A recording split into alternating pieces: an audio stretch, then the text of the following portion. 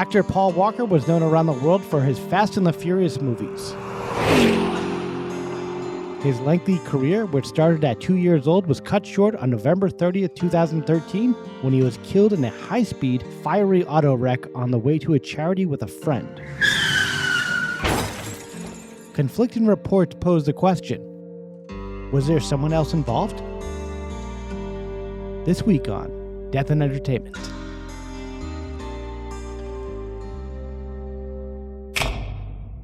Live from Los Angeles. 911, what is your emergency? Here in Hollywood now. 2 counts of murder, Injury and death. Oh my God! Shocking new details That has stunned the entertainment world. This makes me a little nervous. The hair stood up on my arms. Just like in the movies. What do you call this thing anyway? Death.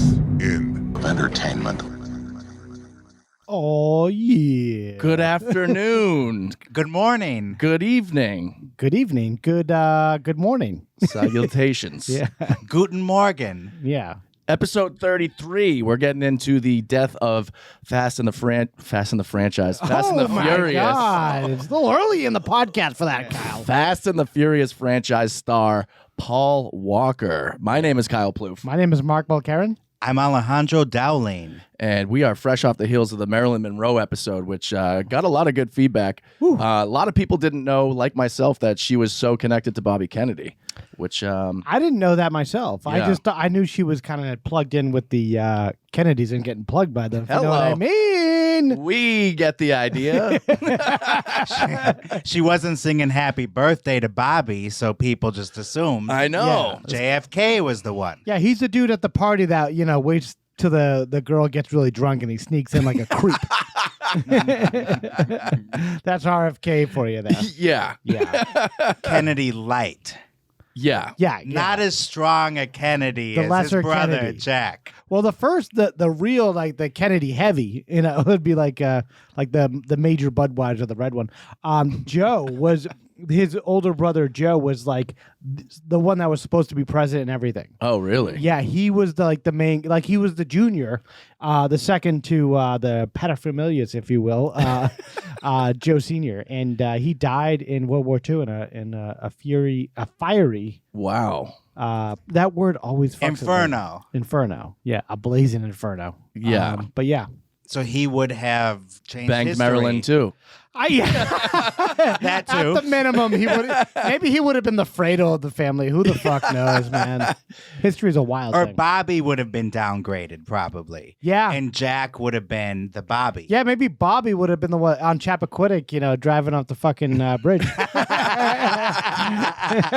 And Ted? Yeah, Ted, I don't know. He would have been working at a Burger King. Who the fuck knows?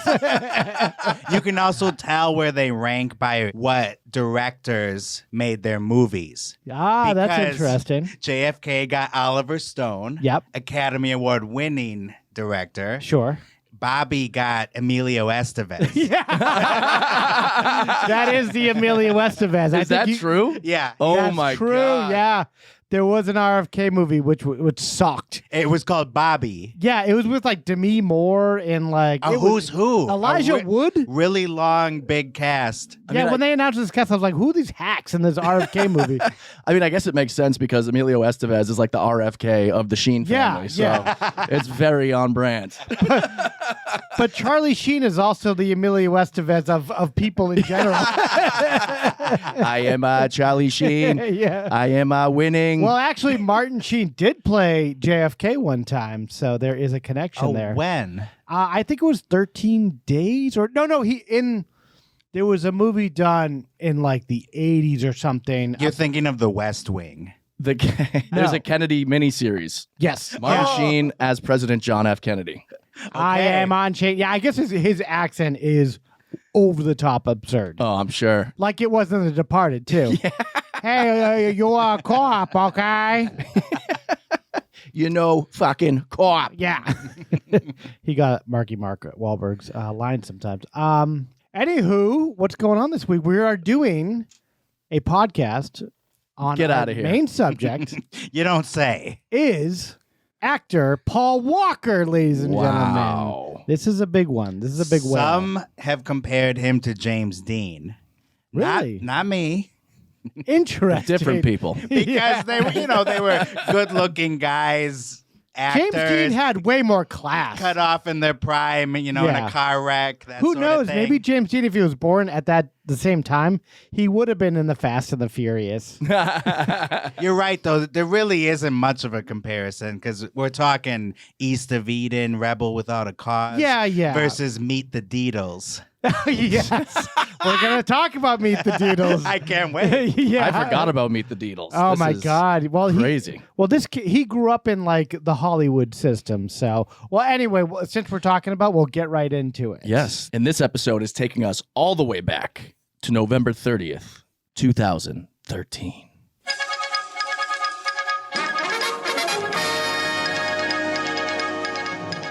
So, guys, what was going on around this time, pop culture wise? In the wild world of entertainment, we have a number of books here. John Grisham wrote Sycamore Row. Sycamore A Row. lesser Grissom, I feel like. This is the Amelia Estevez of John Grisham books. Yeah. John Grisham, he returns to the iconic setting of his first novel, A Time to Kill, as Matthew McConaughey's character, Jake Brigance, finds himself Brigands. Brigands. I thought you were saying in flagrante. He was- Borneo. Yeah. Jake in flagrante. He finds himself embroiled in a controversial trial that exposes a tortured history of racial tension, which sounds like A Time to Kill. I hope they burn in hell. A Time to Kill light. John Grisham didn't even make a sequel here. He just remade A Time to Kill. Yeah. Well, that's what I would do if I was one of these writers. If you get like your big hits, just be like, all right, I'm done. I don't need to do this anymore. So I'm going to keep churning them out. I heard he doesn't even write the books anymore. That's what I heard about Stephen King. He too. has They a say- team. They say about Yes. Stephen King also. Yeah. So I that was haven't the only written book. one. That was 1 through 5 of the book. Yeah. Malcolm Gladwell wrote David and Goliath. I hate this guy Gladwell. Yeah, I just hate the look of him. Yeah, he looks like a prick. Let's kick his ass. Have you put your 10,000 hours in? Yeah. Get the fuck out of here. I'm gonna put 10,000 hours of kicking your ass. Yeah. Ain't nobody got time for that. Yeah. Too bad we don't have that clip on the board. And honestly, some things just require 2 hours. I know. Yeah. Fuck that guy. He's bullshit. He's full of shit. Yeah. This book is about exploring the power of the underdog, a dazzling examination of success, motivation, and the role of adversity in shaping our lives. You realize it's just him like explaining why he like sucked when he was younger and he's better now. Yeah. All these books, self-help is just about that person. Yeah, and it only exactly. works for them. But you got to root for the underdog. Of course. Yeah. Yeah, you got to put in the 10,000 hours and then you got to meet my agent. Yeah, and buy my fucking book. Yeah. Too, if you can. So I can get a Martha's Vineyard house. Another one. The last best-selling book here on the list is Mike Tyson's The Undisputed Truth, or as he would say it, The Undisputed Truth. Did he have any help writing that book? He definitely did. It's Mike Tyson and Yeah. some other guy. He's just behind the guy writing like, how's the book coming? This actually, what am I saying? I actually want to buy this book now. The little excerpt here says he used to pass drug tests by using a fake penis, and he once kicked his former promoter Don King in the head. That's awesome. Send it. Is that why his hair looks like that? Yeah. Well, it's easy to kick Don King in the head. Yeah. You can't miss. Can't Yeah. miss. Got a big ass head. But yeah, he would attach a fake penis. That's Go in awesome. and it would be filled with other urine. I've never failed a drug test. I've smoked like tons of weed as a kid and stuff, Yeah. and never like I had to take one when I was a mail carrier for a while. Casual. Casual carrier. Good memory on Kyle here. Check out the big brain on Kyle. Yeah, it's just Limp Bizkit lyrics in your work history up in my head. The necessities of common knowledge. Yeah, Kyle put 10,000 hours into listening to your story. Yeah. Exactly. At least someone is. On TV, right around Thanksgiving, on Thanksgiving, 11/28/2013, Nielsen estimates that 46.7 million viewers watched all or some of the Macy's Thanksgiving Day Parade, hosted by disgraced news anchor Matt Lauer, Yeah. Savannah Guthrie and Al Roker of NBC's Today, making it the top parade rating in the 18 to 49-year-old demographic. Top parade rating in the last 9 years for that demographic. Wow. Which, say what you will about Matt Lauer. say what you will about parade ratings, but Yeah. He was good at what he did. He was good locking at women in his room. Yeah. Well, those older women, those blue hairs loved him, you know. Yeah. He was good at pushing the door lock button from Yeah. his desk. Oh, is that not opening? Whoops. Yeah. And he had a trap door button for the ugly women. What a sick Then they fuck. got stuck in it. Yeah. Plunger them down. Like that SNL sketch. Have you seen that? No. Oh, do you remember that? No, what There happened? was a fake commercial. I think it was in the Phil Hartman years, where it was a company that built trap doors for offices. Oh, really? No. And so then they're like, "Are you having trouble with your trap door?" And there was like a montage of exactly what Kyle described, like people getting stuck and not going Well, off, that- or shooting them upward instead of downward. Yeah. And then it ends with the executive pushing the button, and the person perfectly falls through the trap door. Maybe they knew that at hilarious. NBC because that was in 30 Rock where they were doing all that stuff too. Oh, and wow. also I remember in Austin Powers where Will Ferrell he gets sent to the trapdoor by Dr. Evil, and then he's like, "I'm not dead. I'm just really hurt down here. Please come get me." My wounds smell like almonds. Yeah, and they just keep playing the bit over and over. And he goes, "Will someone please kill him?" You hear a gunshot Yeah, yeah. finally, and then they wait like another 10 seconds. Okay. And then he still yells after I'm that. just wounded now. I'm bleeding very badly. Oh, and he's like, "You shot me in the leg." That same day, 11/28/13, NBC's coverage of the National Dog Show presented by Purina averaged 10.7 million viewers. Is that the Westminster Dog Show? Yeah, I believe so. 10 million people are watching that? Oh, we always watch it in my family. Thanksgiving. Oh, Okay. Yeah. all right. The puppy bowl, everything. You've never heard of football? Nope. As I always say, whatever blows your hair back. Yeah. Yes. As long as it's not that, right? Yeah. There's an asterisk next to that. As long as it's not what Kyle's family does. Yes. It is entertaining, though. I'm only saying that based on one of my favorite Best in comedies. show? Yeah, Best in Show. Yeah. So good. The most watched regular season game of the NFL in 2013 was the Raiders-Cowboys on Thanksgiving, which earned 31.7 million viewers. Damn. The game began with the Oakland Raiders returning a fumble for a touchdown on the opening kickoff. The Cowboys overcame this setback to win 31-24. There you go. A nice, solid American football game. America's no team. dogs. Yeah. No Matt No Lauer. puppy bowl creeps. or anything. Yeah. No Al Roker. Colin Kaepernick was still in the league. Yeah. Oh, yeah. Yep, he was. I think he was in the Super Bowl that year. The previous season, he was in the Super Bowl. Yes, but it was in 2013, February 3rd, 2013. Correct. Yes. And we're in real time fact checking here. Boom. guys. That's what we do on this podcast. And you know what we're going to do now? What's that? We're going to race over to the Paul Walker story.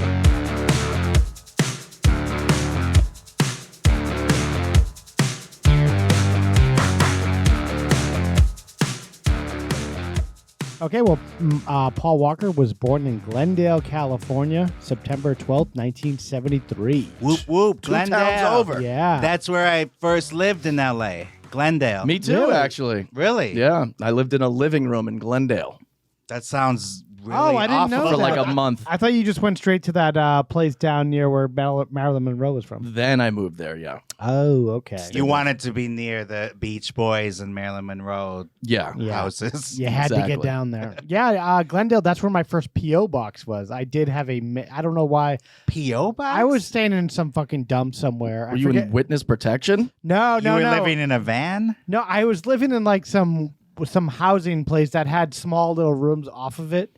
in Atwater Village, like over. Do you guys know where that is? Yeah. Yes. It's near like the Glendale line and stuff. So I Exactly. had to get a PO box in order to get mail and stuff. Sounds like a homeless shelter. Yeah, Yeah. it does sound like that, but it wasn't. It sounds like the Nut House. Yeah.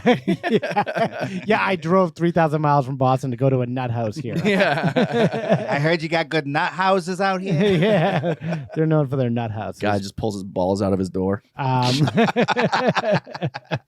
Literally nut houses, like testicles. Yeah. You get it? Kyle was implying there. Mark is like, this is my lucky day. Yeah, Guy popped him out of his mail slot. That's why Mark had to get a P.O. box. yeah. You suck on this P.O. box. Too many men's testicles in my mailbox. I had to get a PO box. Don't you hate it when? Yeah, and I was PO'd about that box. Hello. So Paul Walker went to Village Christian School in Sun Valley, California. Just a few miles away from Dipod Studios. Yeah, we're not too far from where all the Paul Walker stuff went on, basically. Yeah. He lived up in Santa Barbara later, but he grew up around kind of this area. His mom was a fashion model. His dad was a sewer contractor and former amateur boxer who was a 2-time Golden Gloves champion. Wow. Yeah, so his parents were both like, Jacks and Jills of all trades. They kind of just probably came out here with a dream and, Yeah.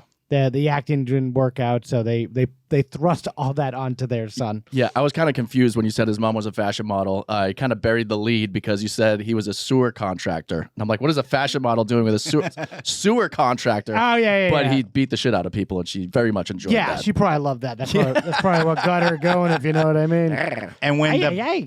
when the boxing ended, he was so disgruntled. He's like, fuck, I'm gonna go into the sewage Put me industry. Yeah, they send you right to the Throw sewer. me in. Yeah. Where can I buy the big truck? I want to go work in the shitter after get my ass kicked my entire life. Yeah. This town stinks. Yeah.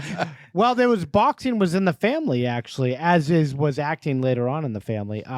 Paul Walker's paternal grandfather, William, had a short-lived boxing career as Irish Billy Walker, while another grandfather raced factory cars for Ford in the 1960s. Wow. He always had this kind of edgy stuff in his family and stuff. Racing cars, boxing, getting your ass kicked on screen. Sewage swimming. Yeah. He was raised a Latter-day Saint, which I don't even know what that... Mormon. Yeah, is that what that is? Yeah. It's basically a nicer way to say Mormon. Yeah. It's a synonym for Mormon. Yeah. Those commercials were on all the time in the 90s, and I didn't know until The Church of Latter- yeah, I somewhat remember recently that those. it's Mormonism. Why were they trying to flip us in Massachusetts? Seriously. Yeah. It was every commercial break. There was Maybe a because Latter-day Catholics Saints. are like an easy turn for Mormonism, I guess. You can fuck more wives here. Yeah, yeah. Come on down to Utah. That should have been the commercial. They had Ernie Balker, some local, some local car dealership guy. Come on down to Utah and have sex with 15 women who are also your wives legally. Come on down to the auto mile. Yeah. And those fucking Mormons, quit beating around the bush. Stop calling yourself Latter-day Saints. I know. And lead with you can marry multiple wives. Yeah, exactly. Yeah, I don't know how you word that into the religion. Multiple wife religion or ism. Yeah. Okay. They've been doing it for a few years. Yeah. So So Paul Walker had 4 younger siblings, Amy, Ashley, Caleb, and Cody. He spent the majority of his early life in Sunland neighborhood of Los Angeles, and he graduated from that Village Christian School in 1991. Walker subsequently attended several community colleges in Southern California, majoring in marine biology. He always had a love of marine biology. He was like George Costanza from Seinfeld. Like, he could never pull it off, though. He just went straight into acting. and a fascination with the ocean. Yeah, I think so. Yeah, he liked traveling a lot, which we'll get into later. He started acting, however, at the age of 2, doing commercials for Pampers. Was it his choice? Yeah, he was a method actor. Yeah, he went to Stella Adler at 2 and started booking commercials. I love no. his family. You got to put him to work. The They're dad, boxing. They're in the sewage industry. They put their baby to work. Yeah. I mean, that's how they used to do it. I think more parents these days are like, I'm going to let my kid decide if they want to be an actor. The Walker family, like, you're an actor. Pampers commercial Tuesday. Who gives a fuck? I'm gonna let my baby decide Yeah. if it wants to be This a method Pampers actor. commercial. Yeah. He loves Goodfellas. Gagagoo. Yeah. Gagagool. Are you gooing at me? He continued acting in commercials while growing up, and most notably, he became the face of a chain called Showbiz Pizza, which I've never heard of. In my It's life. very close to like Chuck E. Cheese. Really? They had the animatronics on stage and stuff. Yeah. Oh, I bet you it's way creepier somehow. Oh, than it Chuck E. is. Cheese. Yeah. It's still around? Do you have a clip of it? Yeah, I want to see a little more of There's this. probably a vintage Look at this commercial shit, out dude. there. Look at that. Oh my god. It's terrifying. Oh my god! Well, something It's like way this scarier. Something like this is gonna come up later. But I There's- love that. Do you have? Is there? Check videos on Google. There's a video game called it's on Oculus called Five Nights at Freddy's, and it's based on this. Like if you were doing security at like Showbiz This Pizza is or like crazy. Chuck E. Cheese overnight, Yeah. and they animatronics come to life and kill you. Do you know why this is crazy? Because Nicolas Cage did a movie called that same thing. Yeah, it was And that movie- Willy's Wonderland or Willy's something. Wonderland. It's Yeah. crazy. I heard about it. I still haven't seen it. I play Five Nights at Freddy's all the time. It's actually terrifying. Oh, is it? Yeah. Oh, yeah. It's the movie's so weird because Nicolas Cage doesn't even say. He has no lines. He just doesn't say anything. Really? The entire fucking movie. Yeah, he plays like some someone who's hired in order to kill all the animatronic monsters or something. It's very confusing. I haven't seen that one yet either. Yeah. Let's see. I'm a little backed up actually with the Nick Cage movies I Yeah. have to see. What's this? This is Showbiz Pizza Showtime. Is this For the audience, imagine the country bears at Disneyland, except with 1% of the budget. Yeah. I guess Paul Walker's a kid. He had to watch 10,000 hours of this before he was ready to act in the commercials. Wow. It's pretty terrifying. Okay, yeah, that's the summarization of that is terrifying and disturbing for any kid to be involved in. Yeah. I didn't know that was that weird. He also followed his mom's footsteps at a bunch of modeling. So he was doing anything and everything to kind of, chip in for the household, I guess. In the 80s, he did a ton of guest roles on Who's the Boss, Charles in Charge, two shows I actually loved growing up. And then he got like an ongoing role on The Young and the Restless, where he played a guy named Brendan Collins. He always plays Irish guys. Like in Brendan Collins. Mr. Brendan Collins, we can't have you. He was actually nominated for an Outstanding Lead Actor and Actress award in a soap opera.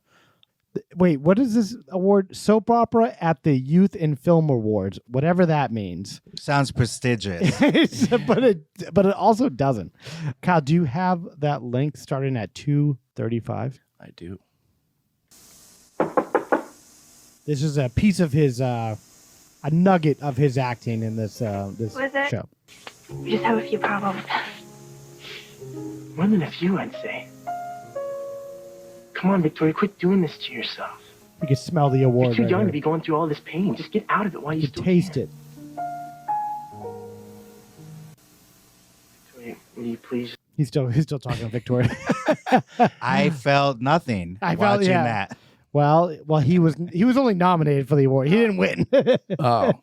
So just an FYI on that. But he made a go of it. Paid his dues.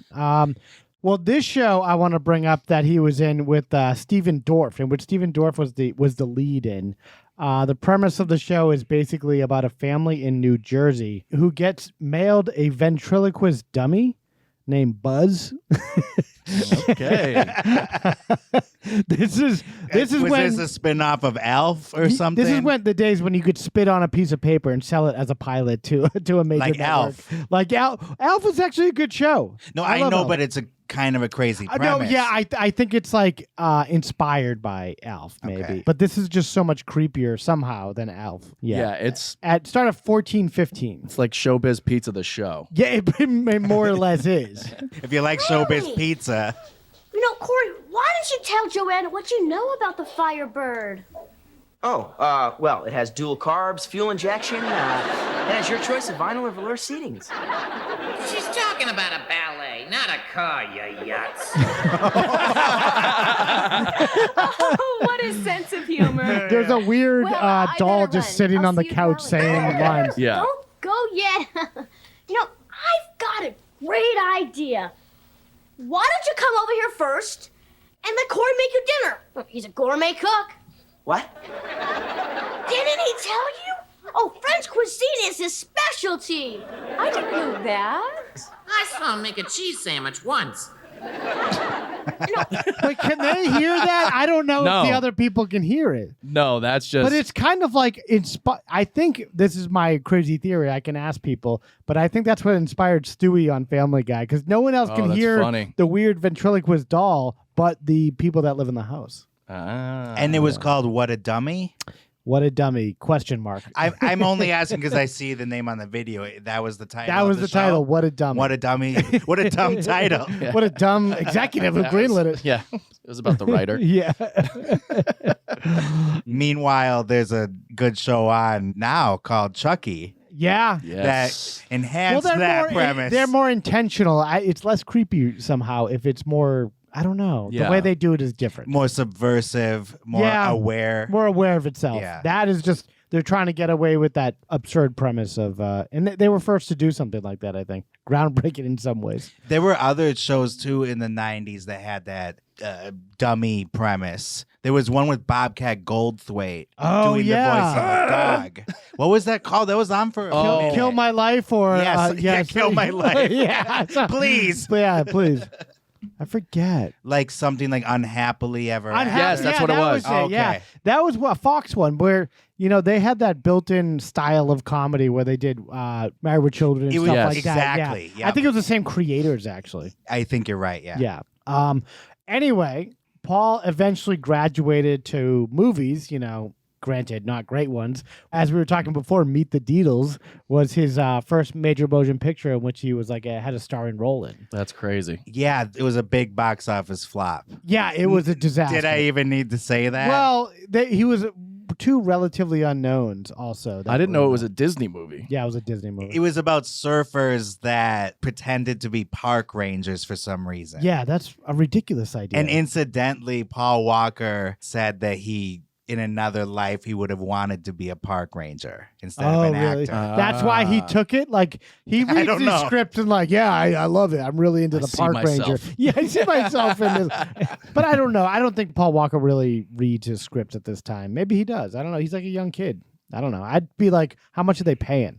Yeah, he probably has someone in his ear saying this is a good opportunity for you. Yeah, I'm Just sure do he's got a smart agent. Yeah. He seems to have smart representatives around him that actually got him the career that he finally got. Sometimes you really don't know. Yeah. This could have been a hit with the kids. That's true. It wasn't. It could have been like Spy Kids or some, Yeah. phenomenon or something.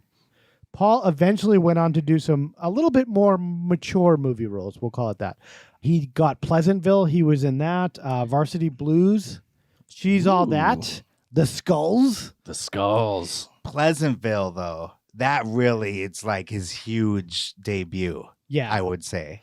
He wouldn't have gotten, I don't think, such prominent roles without. That's a good point. Because, Pleasantville was 98, and then Meet the Deedles also 98. But right before it. No, right before it. Yeah, so he booked that, and I don't know. He probably just had the look for Pleasantville, and they were like, "Yeah, he looks good in this black and white. Let's go with him." Yeah, he had that all-American look, but he also played to the benefit of whatever filmmakers he was working with after. He always played like the privileged douche. In the later movies. Yeah. Like The Skulls and She's All That and Varsity Blues. He wasn't really a likable character. No. Ever.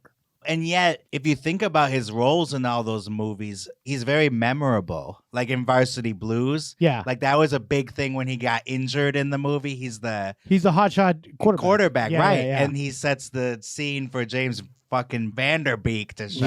Yeah, that shithead. He's a Mark Paul Gosselaar of his time. Exactly. He sucked in that. He's just an all around shitty dude. He's very good in Angus as the villain, though. And Rules of Attraction. I thought that was a great movie Yes. that no one listening right now has probably ever seen and probably should. Great soundtrack too. Also a great soundtrack. Angus, great soundtrack as well. Do we notice how we didn't want to talk about Angus? Yeah. Angus is so good. Yeah. Kyle will sneak up on you with the weirdest movie that he's the biggest fan of. Oh my God, it's one of my favorite movies ever. Yeah. Oh, it's so good. So, who said something about Angus? Like you wouldn't cry watching it today, you fucking liar. He all of a sudden snaps out of it. Who? Someone say Angus? But the role that would take Paul Walker and catapult him into international superstardom was his role as Brian O'Connor in The Fast and the Furious in 2001. Brian O'Connor. Mr. Brian O'Connor. Yeah, he was Brendan Collins before or something. Yeah, like now he's McClanahan. Yeah, he's like Tony Danza. He can only play like 2 variations of a name, but Yeah. he gets confused. He was Jimmy McClover in his childhood. Yeah. You know, he's got like a whisper that goes, yeah, he's really good with like 2 variations of the same name. So the movie was directed by Rob Cohen, who was inspired in the 90s. He wanted to make a film after reading the 1998 Vibe magazine article called Racer X about street racing in New York City. After watching an actual illegal street race on the streets of Los Angeles, he tried to like find the perfect screenplay which matched his vision. Little die factoid here. He actually directed the Rat Pack movie, which I had said was my favorite portrayal. With Leota, yeah. And Don Cheadle as Sammy Davis. And that's my favorite portrayal of the Rat Pack, I think, on screen. Yeah, that was an HBO original movie. It was, yeah. They did pretty good movies at that time. The Late Shift. The Late Shift is one of my favorites. Yeah. Bronx Tale, Late Shift, yeah, they did some great shit. Rob Cohen also, by the way, directed The Skulls. Oh, did he? Where he cast Paul Walker, and he was nervous that Paul Walker was too Californian to portray a kid on the East Coast. Really? And so they really worked on the accent. Oh, really? I didn't know that. Yeah, that snuck right past me. The Fast and Furious, his original title was Redline before it was changed to The Fast and the Furious because another movie was named The Fast and the Furious. It was an old Roger Corman movie from 1954, but they bought the licensing rights for The Fast and the Furious to use that name. Yeah. That was a good purchase. Yeah. They got a lot of mileage out of that. The original story was actually a mostly white and suburban story, but they set in New York, but they changed it to LA and they made a very diverse cast. And that's the only one that Rob Cohen directed. Wow. He moved on actually with the him and Vin Diesel tried to start the Triple X franchise, but the second one did horribly, so they kind of just stuck with the, everyone comes back home eventually, to the cash cow that is the Fast and the Furious. Yes. I had a friend who worked on with him like later on, like in his mummy years, and said he was kind of a douche. Well, there's another update about him. What's that? He's canceled. Oh, Rob Cohen. Yes, I do have that. Okay, I'll let you handle that. No, we can address it really quick. I don't care. Ashia Argento, yeah, said that he raped her on the set of Triple X. He said, she said he drugged her with gamma hydroxybutyrate, some very long chemical that he gave her, and raped her during the filming of Triple X. A representative of Cohen denied Argento's assault accusation as absolutely false. This is the same girl that possibly had sex with a minor who played her son in a movie years earlier. Yeah. And possibly caused the death of Anthony Bourdain. Because he was so distraught by that. Yes. By the fact that his girlfriend at the time, very serious girlfriend, was having sex with some underage kid. Statutory raping. You know what? Yeah. This is an upcoming episode, so I Yeah, won't let's keep it to the. I'm not going to say any more. Wow. Okay, let's move on. Well, Tune in. Well, really quick, I want to mention the other allegation because on February 21st, 2019, Rob Cohen's daughter, Valkyrie is her first name. Okay, that's crazy. Fan of the Bryan Singer flick with Tom Cruise? Or I think it was an operation in which they tried to kill Hitler. Right, but Yeah. Bryan Singer directed that movie. Another creep. And it's also a vampire hunter, isn't it? Yeah. Valkyrie.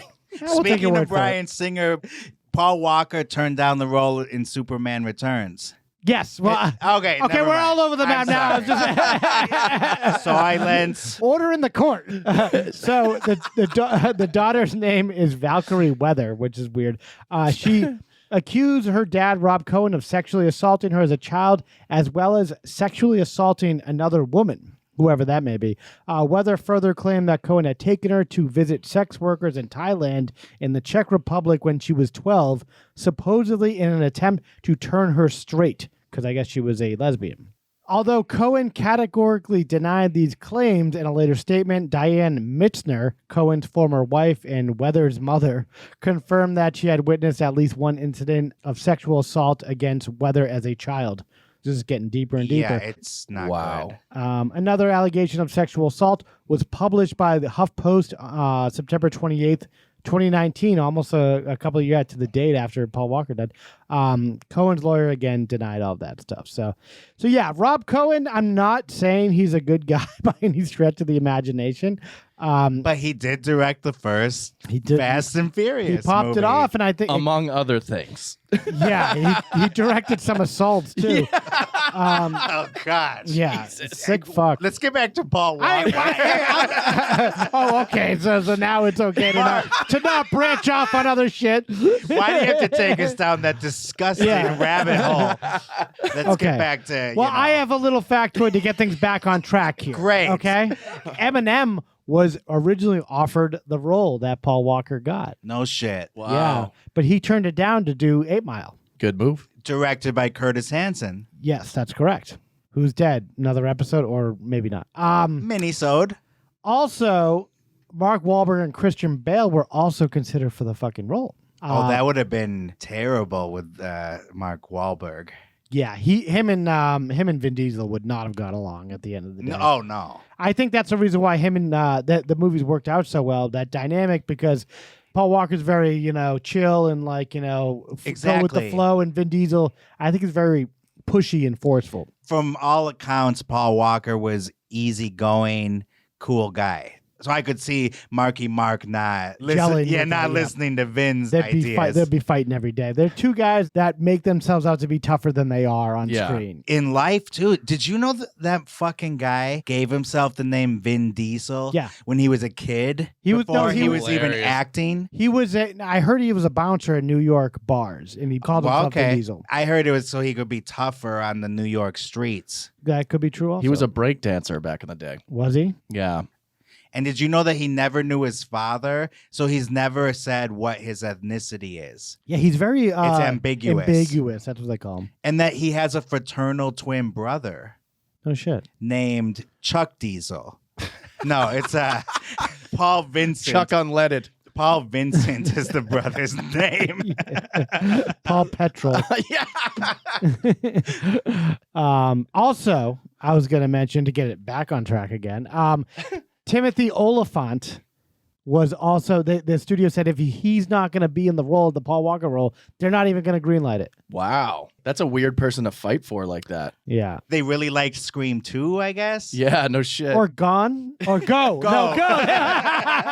Or Stop. Yeah. There are actually rumors that Timothy Oliphant killed Paul Walker. He threw a stick in their spokes. Okay. We'll talk about that later. We have a conspiracy section. Go on. Because an Oliphant never forgets. What the fuck? An elephant never forgets. You've never heard that? Oh, yeah. This is Kyle's joke hour. Is this thing on? Yeah. He never forgets that he turned down a role and it was his choice. Oh, he turned it down? Yeah. Oh, all right. Yeah. Like he had no vendetta. He said, no, thank you. That executive that took a stand for Timothy Olyphant, what the fuck? The balls on letting me pass on that role. The movie doesn't get made. That's my final word. Yeah. Cut to the trailer with Paul Walker. Yeah. Oliphant just didn't want it made at all. If no one's going to make it, I'm not going to make it. No one's going to make it. Oliphant, however, had starred in the previous year's car-themed blockbuster Gone in 60 Seconds. So he's like, why am I going to do another car movie? Yeah. So he declined the role, and he's never forgotten it since. Oliphant, he's also part of the Vanderbilt family. Some people don't mention that. Oh, wow. Really? Yeah, and I think he doesn't want people all to mention these fucking people have I know, they're all major- juiced in. Gloria Vanderbilt? Yeah. As in Anderson Cooper? Yep. So how is he related to Anderson Cooper? I'm sure through some, I don't have the fucking family tree here, but through some far lineage, they're all part of the same. And not to go down another dark rabbit hole, but Anderson Cooper's brother killed himself. Yeah, that's true. You just wanted to bring that up. What? You brought up the fucking Vanderbilts. They're third cousins, Timothy Olyphant and Anderson Cooper. Well, so they're not even related. I heard Anderson. So they could fuck it to be fine. Anderson Cooper's brother actually jumped to his death. Test. He jumped to his death. What are you saying, Mark? I said Anderson Cooper's brother jumped to his death when he found out that Timothy Olyphant passed on this movie. They wanted to take him to Showbiz Pizza. Yeah. He's like, no. What's your last dying wish? Showbiz Pizza. I wanna fuck one of those animatronic things.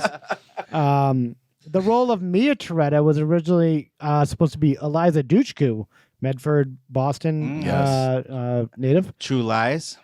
She turned down the role, and Sarah Michelle Gellar, or she likes to be called, Jessica Biel, Kirsten Dunst, and Natalie Portman auditioned for the role. Imagine Natalie Portman auditioning for the Fast and the Furious. I would love to bring that up to her. That's crazy. I thought you were going to say they all turned the role down. I'm like, what is Jessica Biel doing turning down that role? No, Natalie Portman auditioned. That's so fresh sad. off the heels of like the Star Wars trilogy. Yeah, so maybe she was a little downgraded. Yeah, to be fair, I think that did downgrade her. Yeah, because it wasn't well received. Yeah, no, it was trash. Well, it was around the same time, so it might not even have come out yet. 99 was Phantom Menace. Gotcha. The first movie went on to make $207.4 million. $200 whole dollars? Yeah. $207 million. It's pretty good there. Yeah. Way above, $2001 on a $38 million budget. So it was wildly profitable. Wow. So the studios are like, haha, let's keep them coming, you pussies.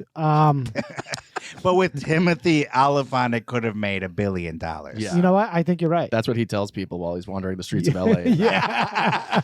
Why is Oliphant just wandering the streets? He's pushing a cart like Marilyn Monroe was last week. I could have been someone. I could have been a contender.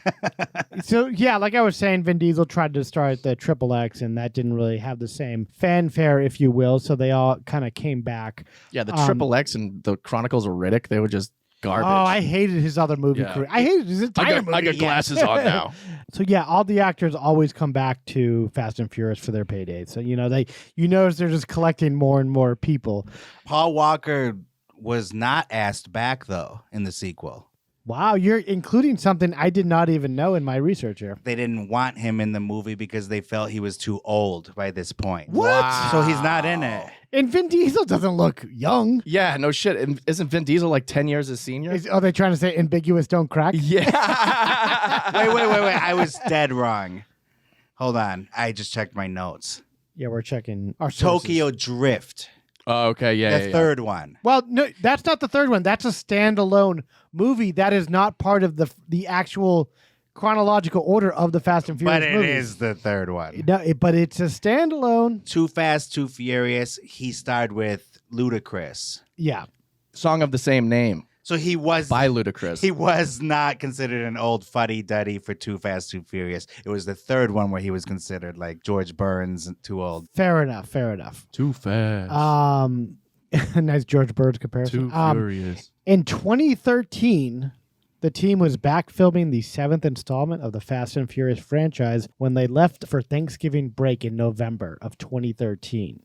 We were talking about before we started recording, like the movie has made over $1.5 billion. The entire franchise has grossed that amount. And the people that go to see it I think it's a mixture of ironic viewers and people that earnestly actually enjoy these characters and the family and the family, and all when that you shit. hear your family. Yeah. Unlimited breadsticks. Yeah. Yeah, the Olive Garden mixing with the Fast and Furious, and people are just stupid and enjoy this kind of, I like the car chases.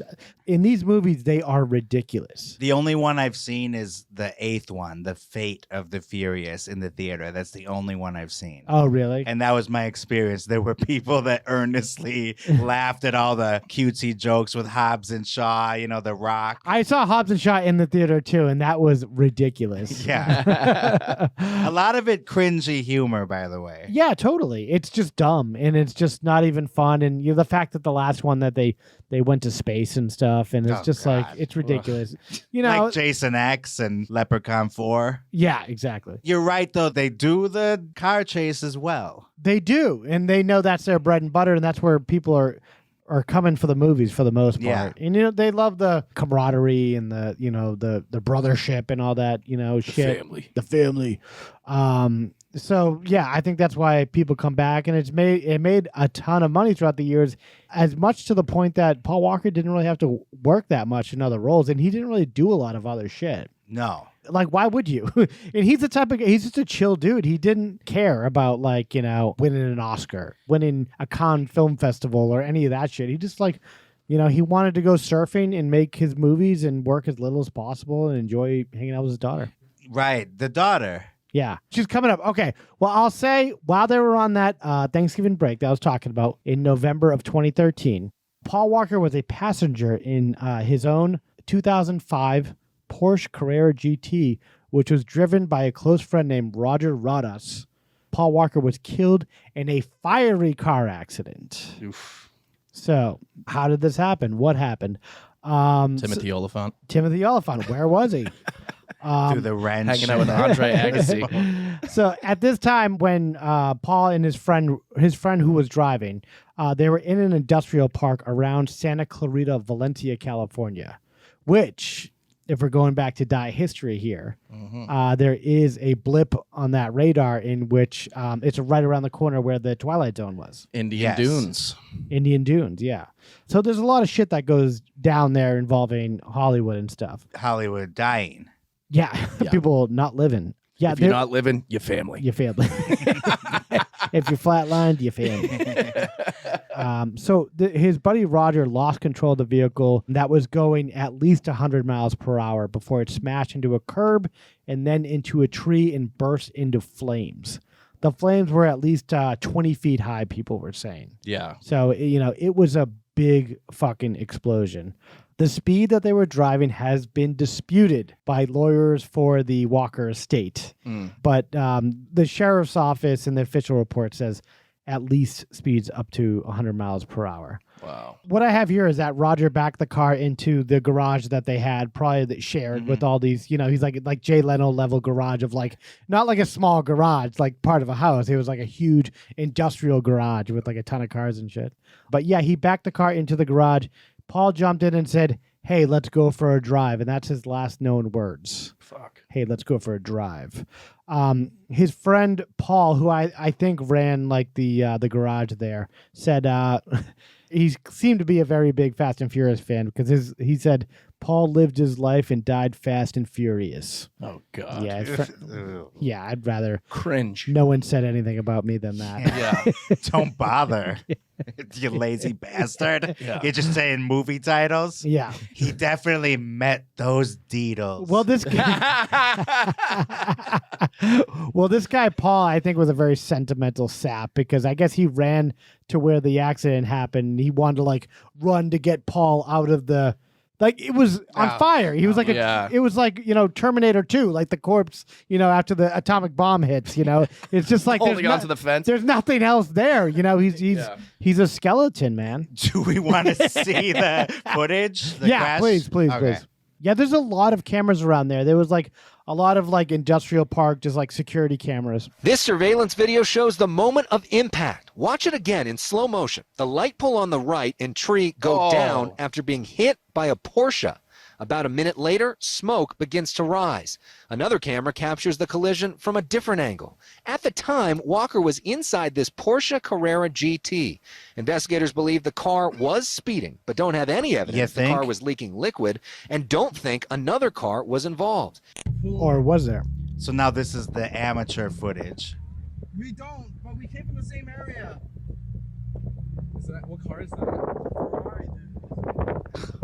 The way they're speculating. Dude, the guy's in there. He died. Go! Drive away so blow up! These guys are going to get themselves in an accident. Beavis and Butthead here. I know. Hey, man, you drive. You drive. I'm not the one driving. So now they're just filming this car that's on fire, billowing smoke. Needless to say, they have no idea it's Paul Walker there. And what is it? What business of it is theirs? Yeah, they're getting out of the car. I like how they're afraid it's going to blow up, yet now they're going to walk. It just did. Yeah. Oh, another thing exploded? Yeah. Oh, well, that's possible. Like yeah, more they're running away now. Yeah, and they left the car running. There is someone in there. Oh, did you hear that? There's someone in there. Yeah. That guy's driving a very Fast and Furious looking inspired car too. Yeah. Which is funny. Paul was survived by his daughter Meadow, who was just 15 at the time. On her 21st birthday, a couple years later in May, Meadow shared previously unseen footage of her father on her Instagram page. The clip showed Meadow surprising her dad on his birthday by bursting into his bedroom. Meadow, around this time, had just filed a wrongful death lawsuit against Porsche, claiming that the sports car he was riding in had multiple design flaws. You made my dad drive fast. Yeah, when do you get off? Seriously. My dad's friend, Roger. Yeah. However, yeah, Porsche said that the car was abused and altered after being placed into the stream of commerce in a manner that was not reasonably foreseeable to Porsche. So I think they're pretty much saying there that Roger or Paul or whoever in that garage there, they altered the car in a way that was not really the same as Porsche had like designed it to be. The Porsche legal department response went on to say that Walker was a knowledgeable and sophisticated user who knowingly exposed himself to the risks involved in using the vehicle. So they're pretty much saying they're like, look at the movies he's been in. This guy should know what he's doing, you know, how he's driving, how he's like kind of like reconfiguring this car after it came out of the dealership, basically. But then you can make that argument about Alec Baldwin, who's playing a cowboy, but doesn't know how to use a gun, apparently. It's acting. Does he know actually about the car? Yes. In fact, he became a race car driver after the first Fast and the Furious. Yeah. So he was very knowledgeable in that world. Well, the Walker attorney in response said the bottom line is that Porsche Carrera GT is a dangerous car. It doesn't belong on the street. And we shouldn't be without Paul Walker or his friend Roger Rodas today. The lawsuit alleged that the vehicle lacks safety features that are found on well-designed racing cars or even Porsche's least expensive road cars. Features that could have prevented the accident or at a minimum allowed Paul Walker to survive the crash. Although it is unknown how much Porsche settled for, which they did settle with the daughter. Oh, wow. I don't know the exact amount, but Paul, even outside of that lawsuit, left her with $25 million in his will. That's pretty good. Yeah, it's pretty good. His will was very well defined for someone that age, for someone only 40 years old. He had just turned 40. Yeah, he had in September. Yeah. I have a quote from him. What is it? I think 40 is going to be good. I'm excited. Jesus. Can you play It was a very can you play the good laugh thing? It was a very good year, except for the part where he was, burned to death. It was a very good year. Fuck. Yeah. Well, that's the only black spot on it. Yeah. His dad also said in interviews that Paul was a very conscientious driver and really cared about driving safely when he was in race cars. Well, I think with this, I think this guy, Roger, was just handling the car. It got a little bit away from him. I think you got to be a stronger, bigger person. I think he was a smaller guy. Got a lot of bit away from him. I think, yeah. Yeah, that telephone pole went down easy. Cars like this, I used to work at a car dealership, and like I remember driving one time a BMW. It was like an M8. It was like a fucking, 1,200 horsepower car or something. And like, they're not fun to drive. They're nerve-wracking to drive. I'm good. I don't need that excitement. They're not good for the road. They're just like dangerous, and there's no reason why anyone should be driving that fast in them in like residential or even this whatever industrial park this was. They're in Santa Clarita. Just go to Six Flags if you Yeah. want a thrill. Right Yeah. down the road. What? There's Literally. the big parking lot. You mean? No, just Six Flags going on a roller coaster. Oh, just going around. Yeah, they have all of it. There's 26 roller coasters there. So I did really want to talk about the custody of their daughter, Meadow. I thought this was, I didn't even know this part was what happened. There was a custody issue. A judge stated that Meadow was to live with her biological mother and nanny after a Los Angeles Family Court commissioner dismissed the guardianship case over the 15-year-old teen. So what happened was, I guess the mom had gotten word that the grandmother of Meadow, Paul Walker's mom? Paul Walker's mom, was supposed to get guardianship of Meadow. But it went to an appellate judge, and the judge was like, no, we're going to give it to the actual mom. Because he wasn't married to this woman. He had no connection. She lives in Hawaii. It was around the Pleasantville Deedles time. Yeah, right? 1998. That's when Meadow was conceived and born. Yeah. So he's probably just like struggling, to make money and stuff. Because he had kind of given up on acting until this. Yeah, because he was in time. he was like a child actor, and then he wasn't sure because that move is very tough into becoming an adult star after being a child star. Look at Galasser. Mark Paul Gosselaar, yeah. Well, he got Franklin Bash, so he got some stuff later. Yeah, you have Jason Bateman. That's probably the most successful out of any child actor. Yeah, And then- DiCaprio. yeah, From true. the Hogan family, Jason Bateman. Yeah, exactly. And DiCaprio from Growing Pains. Growing Yes. Pains. Thank you very much.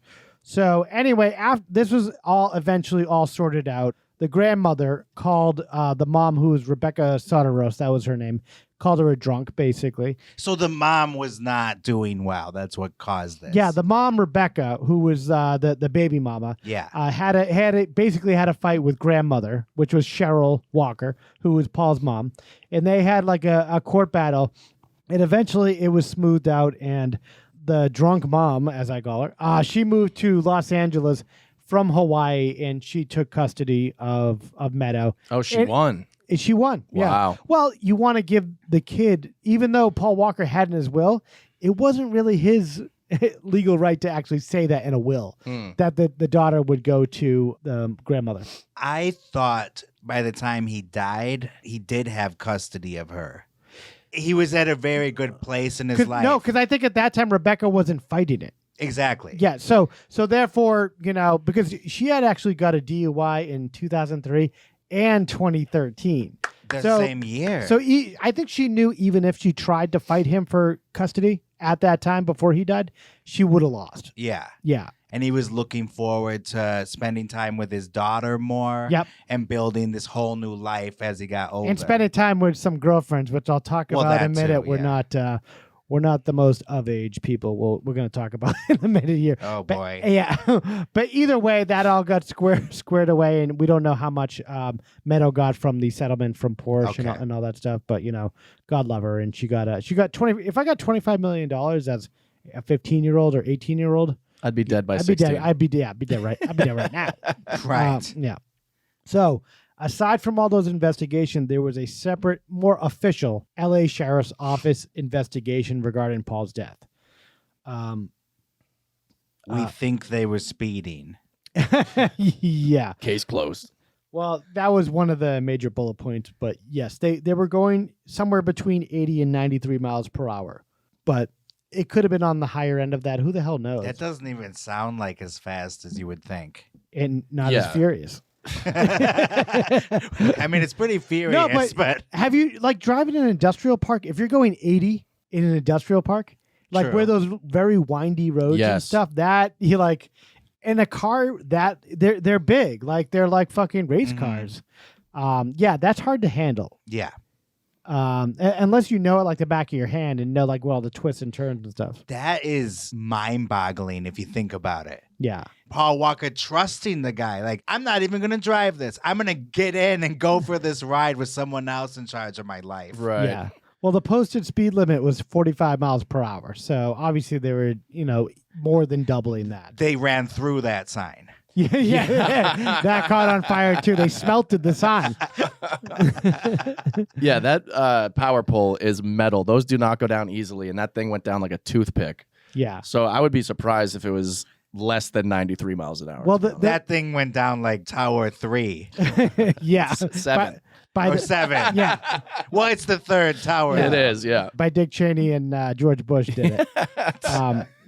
The Walker family suit, their lawsuit stated that they were going somewhere between 63 and 71 miles per hour, which is also very fast. Bullshit. The family's investigators also claim that the car was going somewhere between 40 and 60 miles per hour. So they downgraded even later. So, Were they getting paid off by the estate so they could sue Porsche?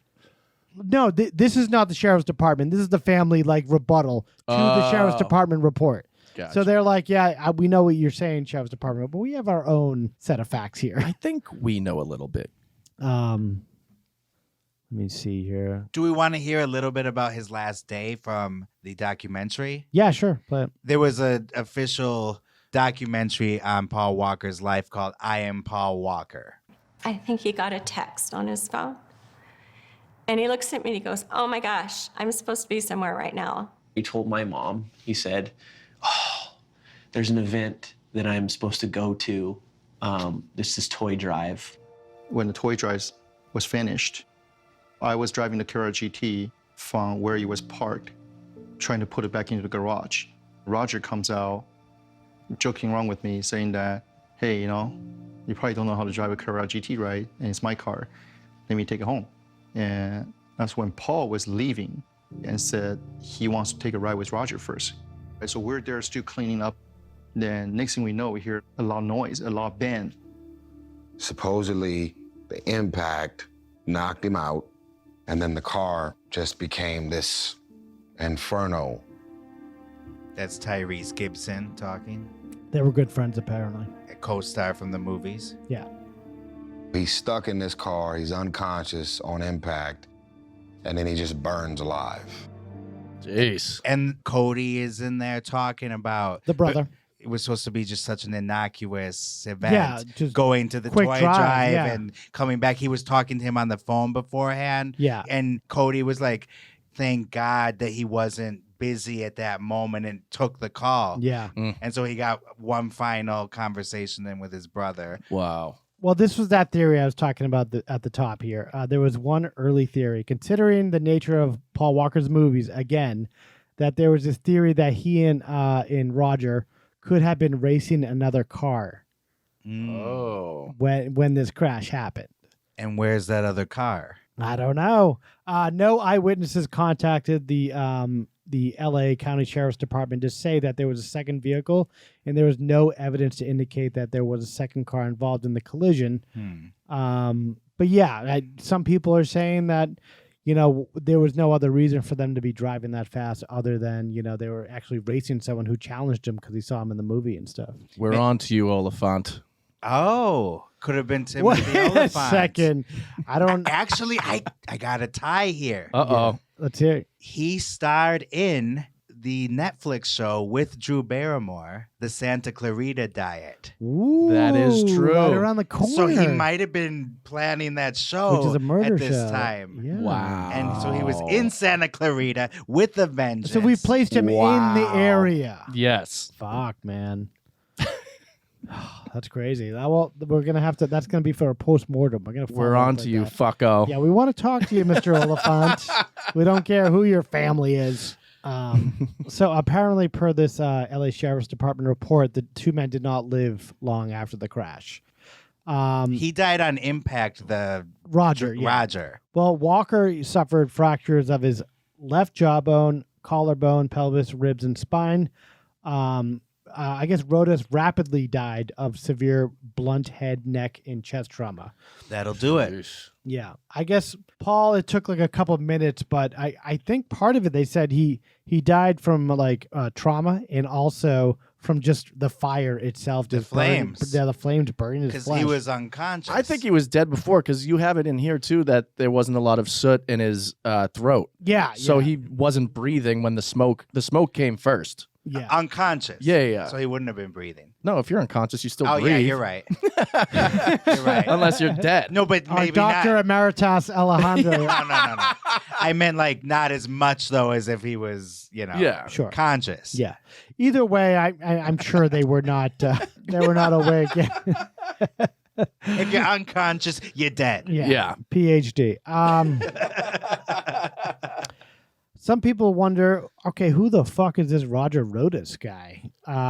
Paul's good friend, I guess, whom they started a charity that helped first responders in third world countries. And I think this was like a fundraiser for that charity that they were going to at the tail end. Yeah. After Paul forgot about the entire thing. He was very passionate about it. They met at a California race club, and I guess he was driving a Porsche that Walker had previously owned. You have my car. Yeah, you got my car. Soon they were racing side by side. So it's kind of like Dominic and it's kind of like the movie a little bit. Dominic being the Vin Diesel character. So they kind of met up and just like two guys that love racing and stuff. And, they became buds. Married with 2 kids. 38-year-old El Salvadoran native who was known as a loving family man. And he worked as a financial planner for Bank of America. And he was a philanthropist. Also a philanthropist, yeah. And I think he did a lot of stuff through this foundation that him and Paul found. So after all was said and done, the Fast and Furious 7, the show must go on. It was completed using scenes already filmed by Paul Walker and scenes shot using his brother, Cody. And Caleb. And Caleb as 2 body brothers. doubles. Yeah. So, Wow. So they got the whole Walker family in there. And that family has the good looking genes. His Yeah. brothers look exactly like Paul Walker. God Yeah. damn. Kyle, could you play the Fast and Furious tribute to Mr. Paul Walker? This is the weirdest thing ever. So this is the end of the movie. Yeah, it's Paul's character playing with his family, as they call it, It does. Mi familia. on the beach. There we go. Because the sun is out, This is creepy. medium rare, but I can get like well done. It's like really dark. What you nudging me for? Close your mouth for 2 seconds. Just open your eyes. The writing in these movies is so strong. Ludacris says, "Open your eyes," and it's to Paul Walker just playing with his family. Home. Home. Where Family. he's always belonged. When you're here, Dad? Jesus. your family. What a fucking loser! Different now. Who wants some breadsticks? Everything's gonna be different now. The thing is, though, they didn't kill his character off. No, His character retires. So they decided, we're not killing him. That's why they went to all that trouble with the brothers, to keep the character alive. Wow. just in case Paul came back from the dead. Yeah, in the unlikely event. Yeah, this is a very odd scene. Yeah, it's And if just you stupid. fast forward a bit, though, you'll see the CGI. That's why we were brothers. Because you did too. That's why we were brothers. So This- now there's a montage of Paul Walker from all the movies. This is like how they killed off David Strickland and Yeah. Suddenly Susan. No matter where you are, whether it's a quarter mile away. Or more halfway than a across. quarter He's about mile to away. say the word family again. Of course he is. The most important thing in life will always be the people in this room, right here, right now. Salute me, familia. They drink Coronas. And here's the CGI Paul Walker coming up. Vin Diesel looks over to the car next to him, You'll always be with me. and it's CGI Paul Walker. You'll Wow. always be my brother. And he looks like a ghoul. Yeah, that was very creepy looking. And then his car takes a different pathway. And so that's supposed to be his character retiring. No, I thought it meant, but it was supposed to allude. It's on his way the to Santa fact that- Clarita. Yeah, so yeah, It sounds ludicrous, no pun intended. yeah. But they kept the character alive. They even mentioned him in the next sequel. Yeah. Well, they want to keep making these movies until they all die. So Yeah, so maybe they'll bring back CGI Paul Walker. That's going to be absurd. Well, they're waiting for the technology to catch up, maybe. I can see if you're a fan of this movie, though, or the franchise, that would be a very emotional final scene. As cheesy as we think it is. Kyle's eyes are a little glistening right now. Man, I can't take it, man. And he's erect.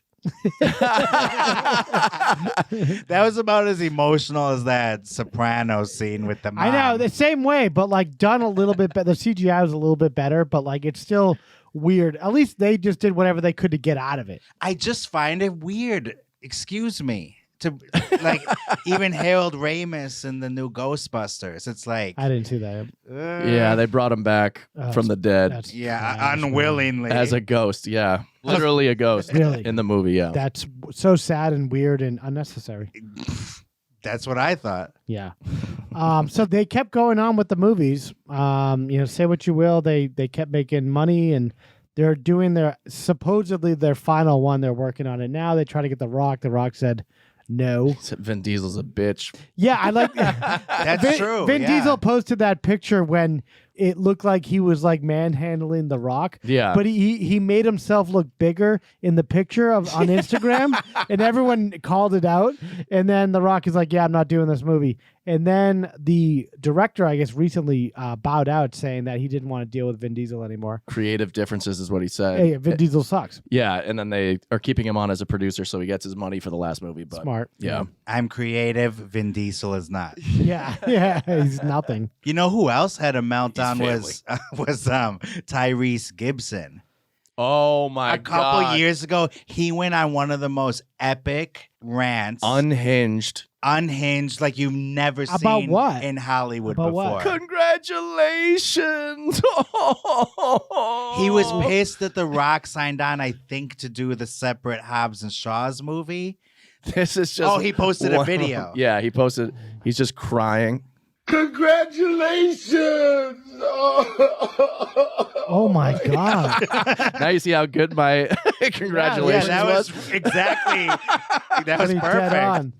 And then he starts rambling about his own custody battle with his daughter. And he's really mad at The Rock for doing this Hobbs and Shaw. For The Rock for just saying yes to do something. And he's clearly on drugs or drunk or Clearly. something. Yeah. And he's accusing The Rock of taking food out of his daughter's mouth by taking that movie role. It's really Rock centered. Well, the problem is The Rock I think he found out eventually, like, these people are all nuts. I don't want to deal with these people. I don't need this. I am the star.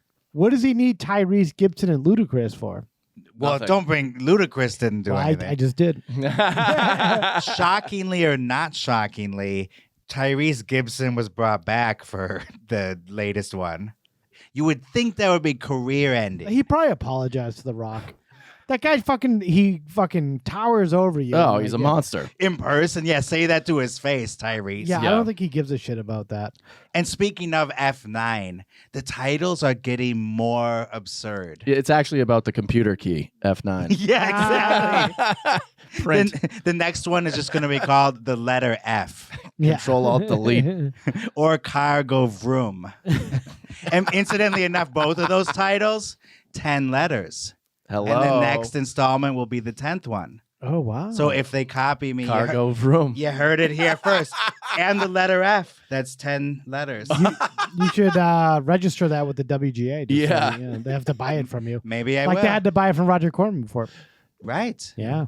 Alejandro, resident doctor and cryptologist, apparently. Yeah. And I confuse people that are unconscious with being dead. Yes. Yeah. And you thought Timothy Olyphant was the aggrieved person. And I did. Oh, you That did. was Oh, you me. did. Okay. Do not accuse me of that one. And Oliphant never forgets. Which was Kyle just tried to work I was getting the there. reality around his joke, but it didn't really work like that. And did you guys see that movie about Timothy's life called Water for Oliphants? Nice. I have a little more material before we just go way off the rails here. Before we go off Well, the rails? speaking of unhinged, there's a very unhinged fan base that Paul Walker had created out there. There is a YouTube account dedicated to the idea that Paul Walker was not really killed, that he's still alive. Oh boy. Yeah, right. There's always those. Yeah, there's not really much to go on that, but there's like Reddit accounts and like threads and stuff talking about Paul Walker. He really survived the crash, or he wasn't even there, and he's just still alive laughing at us. Oh, we got a video. Paul Walker caught on camera? yeah. Really? It's basically just shots of Paul Walker, which they're not, timestamped, so they could have been any time. Or it could be Caleb or Cody. Yeah, I don't know what the fuck these. His brothers look exactly like him. Oh, it's just all text with this. Yeah, it's all text. Melodramatic music. Yeah, they're like, he's yes, back. he's back. yeah. Yeah, this is just pictures of him. No, but also this account has like 100,000. Yeah, this has like 1.2 million views. Yeah. What are the comments saying? Yeah, let's see what the comments say. 2020 and I still miss him. Yeah, it's all just like fans. They need to respect that he's gone, and yes, he lives in our hearts and soul. Someone's speaking some sense. Yeah. Actually, it's all people kind of speaking sense. Maybe the person who created this was just doing a bit or something. Yeah. Well, and we bit. Well, some people. We sure did. These wild, like LA guys out there, they're like surfer bros, kind of. They were proposing a national holiday for Paul Walker. If you click on that Instagram link there, these are these guys proposing this at like a city hall. I'm deeply honored to speak to the esteemed council. Oh, this is a Resident comedic of San duo. Clemente. I live with my mom. Yeah. I'm doing it as it's like they're Of real. The Statue for Paul initiative. We are deeply honored by the 1-foot statue, but it's obviously too small to create a global impact. So you mentioned that it's hard to break ground on the pier, and on that point, we're willing to agree. That is why we think we should take advantage of the San Clemente Cliffs. They're laughing in there. Paul Walker's face like a Mount Rushmore. One of the Dakotas has Mount Rushmore. We could have Mount Paul Walker. I remember those So guys. JT Parr and Chad Kroger, I think he Yes. calls himself. They had that big thing, and but yeah, so there are some unhinged, crazy fans out there of Paul Walker, and That dude looked like he dressed himself who JT as Soul Man. Yeah, yeah. Oh, yeah. It looks exactly like JT Soul Parr. Man. Yeah, Yeah, so what's his shout out to JT Parr. In Soul Man, the actor. C. Thomas Howell. C. Thomas Howell. Yeah, C. Thomas Howell. Wow, he looks way different now. Yeah. Yeah, he's white. There was a big memorial at the site of Paul Walker's death. At some point, Vin Diesel went to the site himself. Oh, we have that clip. Yeah, he got on a loudspeaker on top of a cop car. Overnight, friend and co-star Vin Diesel broke his silence during a visit to the crash site. He thanked fans for their support over a loudspeaker. Thank you for coming down here and showing that angel up in heaven how much you appreciate it. Diesel also posted a message to his Facebook page Monday and quoted a poem in remembrance of Walker, Poem? referring to the actor by his character's name in Fast and Furious, which was Brian O'Connor. Vin That's Diesel wrote him disrespectful. on his Facebook page. What? To live in the hearts we leave behind is not to die. I will always love you, Brian, as the brother you were on and off screen. His name was Paul. Yeah. Are you Brian? Back Fucking tears kidding? to remember. Vin Diesel, I think, lives in a world in which Fast and That was Furious is tough. real. Oh my God. I think he lives in that world. He did name his daughter, who was born after he died, after Yeah. Paul's death, Polly. Well, it was leaked at some point that after Paul died, that Paul's daughter was going to be adopted by Vin Diesel. Oh my God. I don't know if Vin Diesel's people He did that. probably did that, I yeah. bet you he Yeah, I think he was using the death to promote himself and the next Fast and Furious movie. I bet you he would. Of Because course. in an He's a interview, scumbag. there's this interview where he's like, Paul was in the hospital room with us when my daughter was born. I looked over in the corner and I saw Paul standing there. What a fucking creep, dude. I saw Brian standing there. Yeah. I What a thought fucking Timothy loser. Oliphant's contract for this movie.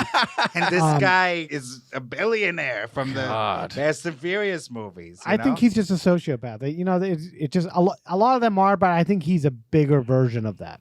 A worse one, if it's possible. You gotta be some kind of sociopath if you changed your name to Vin Diesel when you were a kid. Yeah, you're not living in your old past at all. You're just made up. You're like Don Draper. You just made up your entire personality, Exactly. everything about you. In December 2013, the city council of Pelihue, Chile, as you pronounce it, Chile. decided to name the main street of a new neighborhood in the town after Paul Walker, called Paul Walker Street, as a gratitude gesture for the help he gave to the victims of the earthquake in Chile in 2010 in that very same town. Very nice. Yeah. Thank you, Paul. So, Alejandro, your Half of relatives are me down there? Yep. is there too on Paul Walker Avenue. Yeah. Yeah, there was a big earthquake in Chile shortly after the Haitian earthquake in 2010. Yeah. And Paul Walker was there for both of them with his relief Yeah, organization. and that's the one him and Roger, I believe, started. So it all comes full circle, as they say. Yes. Yeah. Does anyone have anything else? I don't know. Final thoughts. I don't know about the theory that, they were racing another car, because they did have security footage of the crash, and you don't really see anything else other than that car destroying everything in its path. If you say so. I agree with Kyle. I don't think they were racing anybody. I think his buddy was just driving like a dick and couldn't handle it. They were racing the wind. Yeah. Aren't we all at the end of the day? Yeah. Racing the wind. As they say. As they say. A couple other tidbits from that documentary. Paul was always kind of a tough guy. Yep. And very intense. When he was acting, he didn't like to act like he was in pain. He actually preferred to be in pain. So he's like, really hit me. And he was kind of a hothead. One time he opened the door for some dude at a grocery store who was holding a bunch of cans. And then the guy said, "Thanks, bitch." And Paul was like, "Let's go." Really? Yeah. And And fought got him? in a fight. Yeah. Wow. He's the son of a boxer. That's true. He's got that. And the that grandson of a Irish boxer. blood. I got that Irish blood in me. There That's it is. box- Gonna get me Irish up. Oh, let's fucking fight now. What you say to my son? Come say that again to me face. Come say that to me face. And then roust grocery store. And Tokyo Drift, the one where they Classic. thought that Paul was too old to partake in. Yeah. That had really poor test screenings. So then Universal Pictures asked Vin Diesel to make a cameo at the end to help boost box office potential. And he agreed to do it only if Universal would relinquish the rights to Riddick. And so that's why he made the new Riddick in 2013. I like how he doesn't make a big deal to get his friend in the movie, his Yeah. alleged friend, but he His calls brother. he calls a fictional character and all the time. What a fucking scumbag! And on that note, Paul Walker actually insisted that Tyrese return to the franchise after Fast and Furious so 4 he got him was back, a hit. and so yeah, they were so good he wanted to friends. put food in Tyrese's mouth, Exactly. or his kid's mouth. That's why Tyrese was cool That with baby, Paul Walker. that baby boy. Yeah, he's like, I like that guy. No, but also that shows the difference between him and Vin Diesel. What the That's a nervous break. That's Wait. amazing. Click on that link, Tyrese Gibson's reaction to Paul Walker's death. Congratulations! Oh, that. So he just says that about everything. All right. This guy's a broken record. Yeah. All right, Tyrese Gibson on 9/11. Congratulations! Could you do Tyrese Gibson after the Oklahoma City bombing? Congratulations! Okay. See this guy. Could you do Tyrese Gibson after that Myanmar plane went missing? Congratulations! Oh my God. Someone uploaded this and it just says, the caption just says, Tyrese crying at your wedding. That's hilarious. Yeah. Does anyone else here have a reason why these two should not be wed? Fuck, I already closed it out. Congratulations. That'd be tough on the person doing the ceremony. Like, does that mean no or yes? Yeah. But yeah, that's the story of the late great Paul Walker. Rest in peace. Shout out to Chad Kroger and JT Parr, big fans.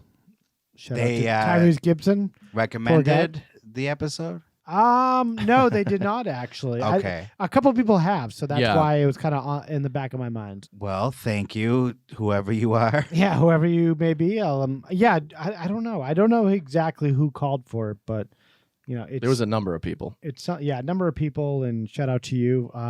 Keep it up, actually. Keep emailing us. Email us at deathandentertainment@gmail.com. We're always responsive, and if you have like a suggestion or a tip or something you want to hear about, let us know by all means, and also our Instagram account at Death and Entertainment on Instagram. Yes, and if you can go to Spotify and iTunes and give us a 5-star rating, Spotify, you don't need to leave a review. Actually, you can't leave a review, but on iTunes, you can most definitely leave a review if you would like. We need to get those reviews up. Yeah, get those 5 stars reviews up there, baby. Yeah. So if you're listening right now, and you enjoyed, the Tyrese bit, the Paul Walker rumors, whatever we talked about, the potential for another driver, please hit that 5 stars. Please. And subscribe on YouTube. We're 10 whole subscribers away from being able to monetize our channel on YouTube. We better have 1,000 by the time this airs. This is not a threat, but it's not a threat. Yeah. And you know what, fans? Your family. Your family here. When you're listening to the Die Pod, your family. Your family. If you're not listening, you're dying. Congratulations. Congratulations. Bye now. You have just heard A true Hollywood murder mystery. I have never seen anything like this before. The movies, Broadway, music, television, all of it. A place that manufactures nightmares. Okay, everybody, that's a wrap. Good night. Please drive home carefully and come back again soon.